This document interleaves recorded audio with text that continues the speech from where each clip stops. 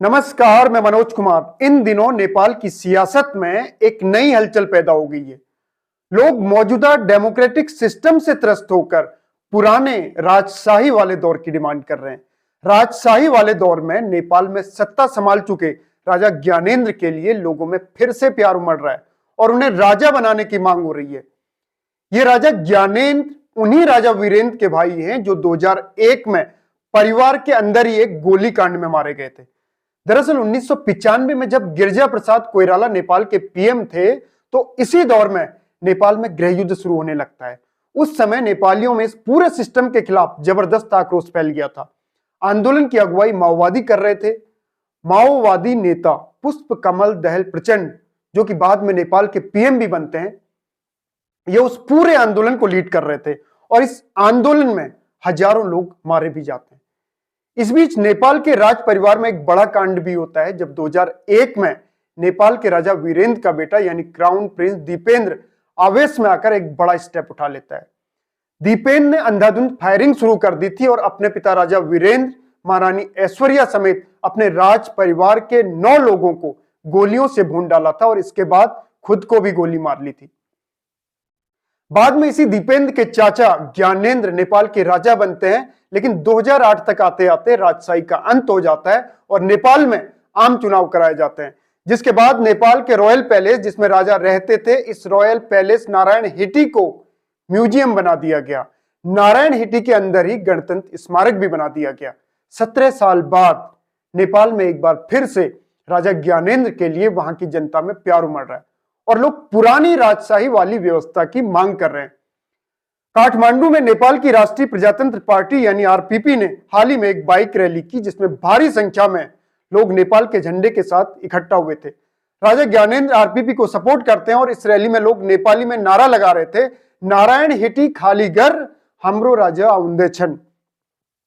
मतलब नारायण हिटी जो कि रॉयल पैलेस है, इसको खाली करो और हमारे राजा आ रहे हैं। आरपीपी का कहना है कि संघीय सरकार की यह व्यवस्था खत्म होनी चाहिए क्योंकि इससे नेपाल का पूरा सिस्टम करप्ट होता जा रहा है। पूर्व राजा ज्ञानेंद्र नेपाल में अपने बड़े भाई राजा वीरेंद्र की मूर्ति का अनावरण करने आए थे, तो ऐसे में वहां पर काफी भीड़ मौजूद थी और मूर्ति का अनावरण करते हुए वहां पर मौजूद लोगों ने राजशाही व्यवस्था वाला राष्ट्रगान भी गाया। इसमें कई लोग तो ऐसे थे जो अलग अलग धार्मिक समूहों से जुड़े थे और ज्यादातर लोग आरपीपी यानी वहां की जो प्रजातंत्र पार्टी है उसके वर्कर्स थे। लेकिन ताजुब की बात तो यह है कि राजशाही वाले इस राष्ट्रगान के दौरान वहां पर पुलिस और प्रशासन के लोग भी मौजूद होते हैं और उनकी तरफ से इसको लेकर किसी भी तरह का कोई रिएक्शन नहीं आता है। ऐसे में नेपाल के ही कुछ लोगों का यह तक मानना है कि अब पुलिस और फौज भी नेपाल की मौजूदा व्यवस्था से काफी तंग आ चुकी है और राजशाही वाला दौर चाहती है। हालांकि नेपाल के लोगों में अभी वाली सरकार को लेकर गुस्सा तो बहुत है, पर उनके पास वैकल्पिक राजनीति के तौर पर कोई बेहतर विकल्प भी नहीं है।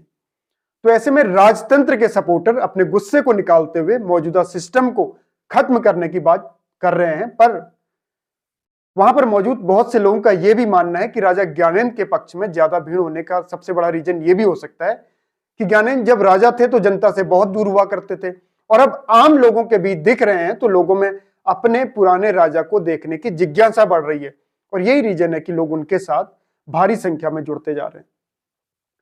हालांकि नेपाल में लोकतंत्र वाली व्यवस्था खत्म हो जाएगी यह कहना इतना आसान नहीं है, क्योंकि जब सिस्टम के खिलाफ लोगों में नाराजगी होती है तो ऐसी सिचुएशन में लोग गुस्से में भी बोल देते हैं कि ऐसे सिस्टम से तो राजतंत्र ही अच्छा था। लेकिन यह कोई पहली घटना नहीं है जब नेपाली लोगों में मौजूदा सरकार के खिलाफ नाराजगी बढ़ रही है, बल्कि इससे पहले भी कई बार नेपाल में अपने सिस्टम के खिलाफ लोग रैलियां निकाल चुके हैं।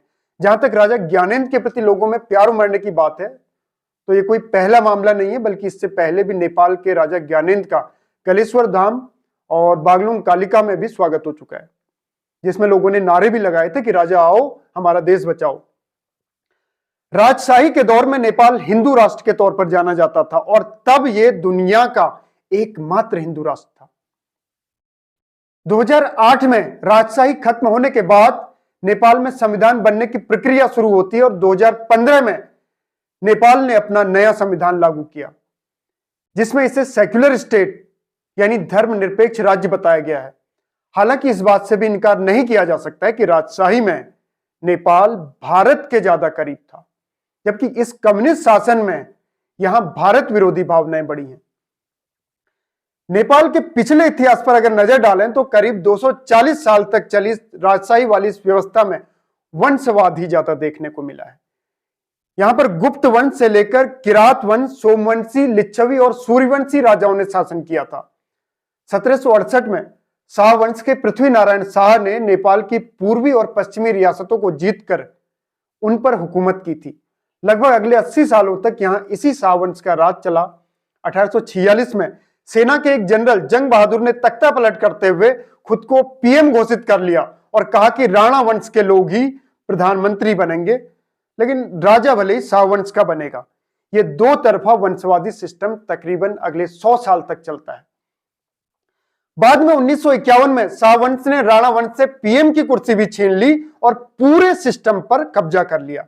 मतलब राजा तो शाह वंश का था ही, लेकिन प्रधानमंत्री भी शाह वंश का ही बनाया जाने लगा। इसके 4 साल बाद यानी 1955 में महेंद्र शाह नेपाल के राजा बनते हैं और 1959 में ये नेपाल के पुराने सिस्टम को बदल देते हैं और देश में कॉन्स्टिट्यूशनल मोनार्की का सिस्टम लागू कर देते हैं। मतलब पीएम का तो चुनाव होगा ही, लेकिन शासन की असली बागडोर राजा के हाथों में ही होगी। इस सिस्टम के तहत जब नेपाल में पहली बार इलेक्शन होते हैं तो इसमें नेपाली कांग्रेस पार्टी को मेजोरिटी मिल जाती है, लेकिन ठीक 1 साल बाद ही राजा ने नेपाल की सभी पॉलिटिकल पार्टीज को बैन कर दिया। अब इस मोनार्की सिस्टम के अंदर नेपाल इलेक्शन में कभी बहुमत लाने वाली नेपाली कांग्रेस पार्टी 80 के दशक तक आते आते अपने राजा के खिलाफ एक आंदोलन छेड़ देती है। 1990 तक यह आंदोलन अपना चरित्र ही बदल देता है। मतलब लोग काफी उग्र और हिंसक हो जाते हैं। फिर क्या था, देखते ही देखते राजा इस विरोध के आगे झुक जाता है और 1990 में फिर से नए कॉन्स्टिट्यूशन के तहत नेपाल में कॉन्स्टिट्यूशनल मोनार्की सिस्टम लागू कर दिया जाता है और पॉलिटिकल पार्टी से बैन हटाकर मल्टी पार्टी डेमोक्रेसी सिस्टम लागू कर दिया जाता है। इसके बाद जैसे ही नेपाल में इलेक्शन होते हैं तो नेपाली कांग्रेस पार्टी बहुमत ले आती है और गिरिजा प्रसाद कोइराला नेपाल के पीएम बनते हैं। अब गिरिजा प्रसाद कोइराला भले ही पीएम बन जाते हैं, लेकिन यह सिस्टम हमारे जैसा डेमोक्रेटिक सिस्टम नहीं था, बल्कि नाम मात्र की डेमोक्रेसी इसमें दिखती थी, क्योंकि वास्तविक पावर अब भी राजा के पास ही होती थी।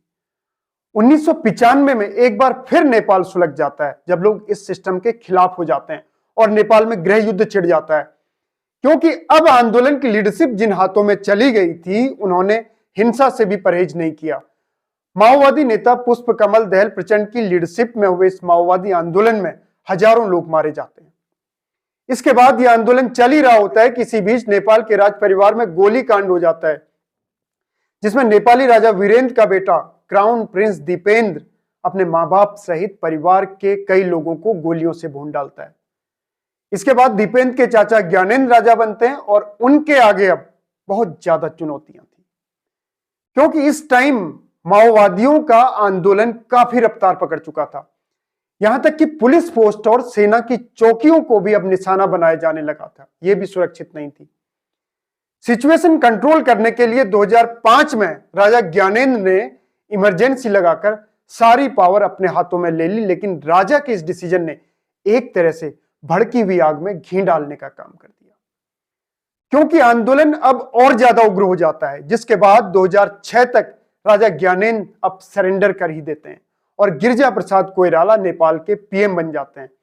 इसके बाद एक समझौते के साथ 2006 तक गृह युद्ध खत्म हो जाता है, क्योंकि अब यही माओवादी लोग एक एक्टिव पॉलिटिक्स का हिस्सा बन जाते हैं। 2008 के आम चुनाव में माओवादी भी पार्टिसिपेट करते हैं और जीतते भी हैं। इसके साथ ही 2008 से नेपाल में राजशाही का अंत हो जाता है। अब 17 साल बाद एक बार फिर से राजा ज्ञानेंद्र के फेवर में लोगों का जुटना और नेपाल के मौजूदा सिस्टम के प्रति रोष कई तरह के सवाल खड़े करता है। हालांकि नेपाल में दोबारा से राजशाही लौटने के चांसेस कम ही हैं, लेकिन नेपाल के पुराने इतिहास को देखकर किसी भी संभावना से इनकार नहीं किया जा सकता। नेपाल की पॉलिटिक्स में किसी भी तरह की उथल पुथल हमें भी प्रभावित करती है, क्योंकि ये एक लैंडलॉक्ड कंट्री है जो पूरब, पश्चिम और दक्षिण में हमसे यानी भारत से घिरा हुआ है। तो वहीं उत्तर की तरफ से हमारे दुश्मन देश चीन से भी घिरा हुआ है। हालांकि नेपाल के साथ हमारा रोटी बेटी का रिश्ता है और धर्म, त्योहार, संस्कृति के मामले में ये हमारे ज्यादा करीब है। तो ऐसे में इस तरह की संभावनाएं कम ही है कि ये चीन के साथ ज्यादा करीबी बनाएगा। दोस्तों, कई घंटों की मेहनत, रिसर्च और स्टडी के बाद ही हम इस तरह के वीडियोज बना पाते हैं। ऐसे में केवल आपका सपोर्ट ही हमें इस तरह से काम करते रहने के लिए प्रेरित करता है। तो प्लीज हमें लाइक, शेयर और सब्सक्राइब करना ना भूलें। तो आगे फिर होगी मुलाकात किसी और नए मुद्दे के साथ। नमस्कार।